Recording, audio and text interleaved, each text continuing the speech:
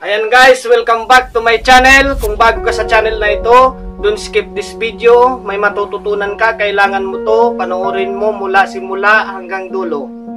And don't forget to subscribe my channel. Click nyo na rin yung notification bell para palagi kayong updated sa mga upcoming videos na aking gagawin.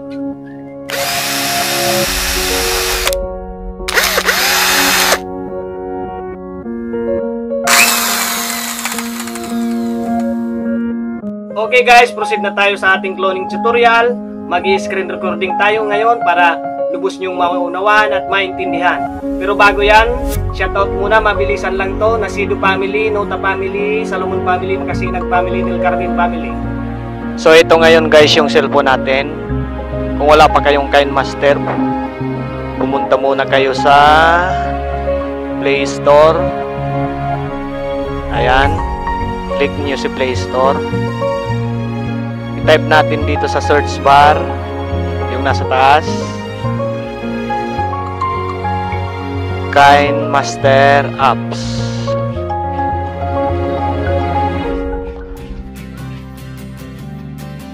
Search.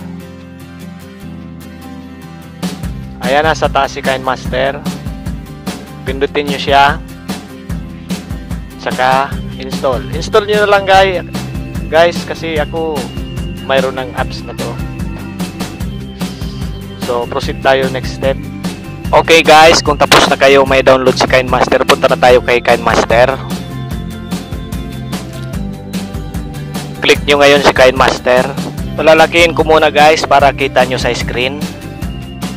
Pindutin nyo guys yung create project nasa gitna, at saka yung 16 by 9 media. Hanapin yung videos niyo. Ayan, sa akin yung bandang gilid. Click mo yan. Ayan, nakaload na, nasa bandang baba.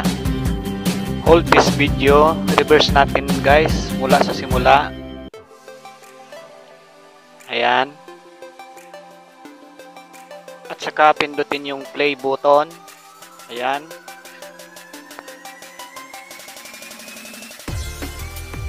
Pindutin nyo yung video, yung kulay dilaw na yan. Kayong gunting na nasa taas. Yung ganyan. Select trim to left of playhead.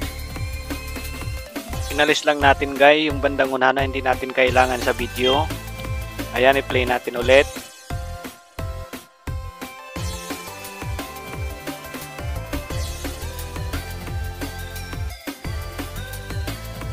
Hold mo yung video, yung kulay dilaw na yan.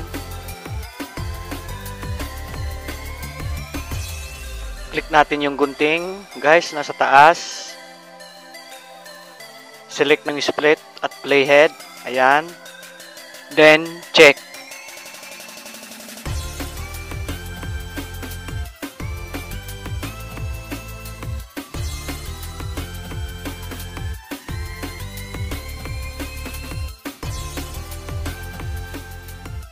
Play lang muna natin guys dahil yung original clip ito.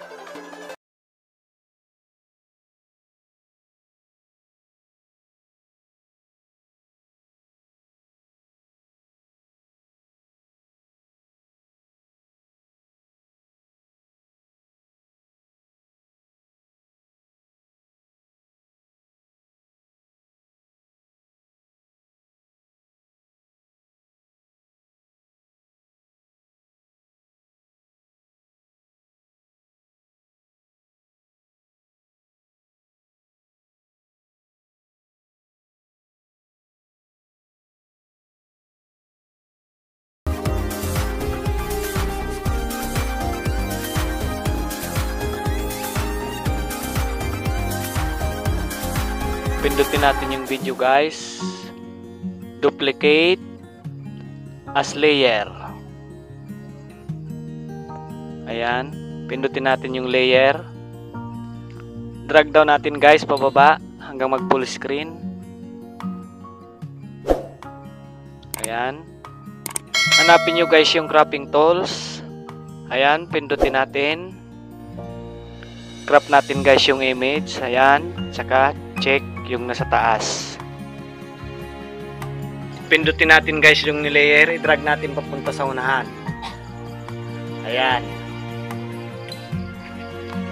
At tsaka i-play natin guys. O ayan. Dalawa na kayo. Di ba ang galing guys?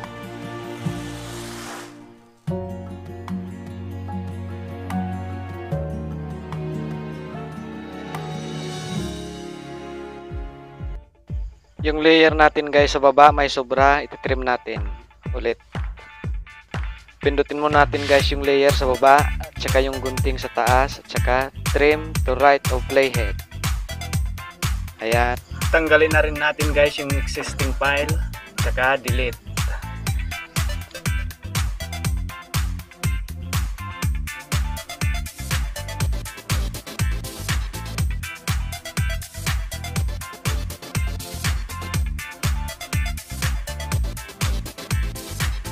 Ayan guys, tapos na ang ating tutorial. I hope nakatulong ako sa inyo. Signing off!